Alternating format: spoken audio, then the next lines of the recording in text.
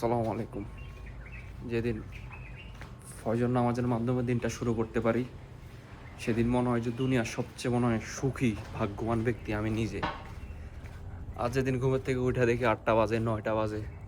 আসলে আরব দেশ, প্রবাস জীবন, কষ্টের জীবন, কাজ করতে হয় ১৬ ঘন্টা, ১২ ঘন্টা, ১৫ ঘন্টা, ১৪ ঘন্টা। সবসময় ফজর নামাজটা জামাতের সহিত পড়তে পারি না, উঠতে পারি না।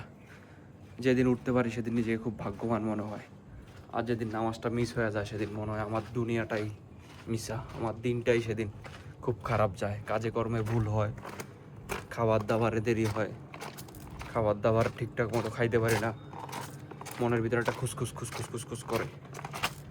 এই যে খারাপ লাগাটা, এটা যদি আল্লাহ তাআলা কবুল করে নেয়, যে নামাজের জন্য অন্তর থেকে খারাপ লাগে, এইটুকু যদি আল্লাহ তাআলা কবুল করে নেয়, মনে হয় আল্লাহ তাআলা মৃত্যুর সাথে সাথে জান্নাত দিয়ে দিবে।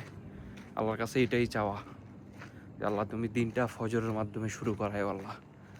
বাকিটা আল্লাহ তাআলা এমনিই বরকত দিয়ে দিবে। ফজরের মাধ্যমে দিন শুরু করতে পারলে বাকিটা এমনি আল্লাহ তাআলার রহমত আর বরকতে ভরপুর হয়ে যায়। সবাই দোয়া করবেন, আরব দেশে আছি, আল্লাহ তাআলা যেন ফজরের মাধ্যমে দিনটা শুরু করার মতো তৌফিক দেয়। সবাই দোয়া করবেন।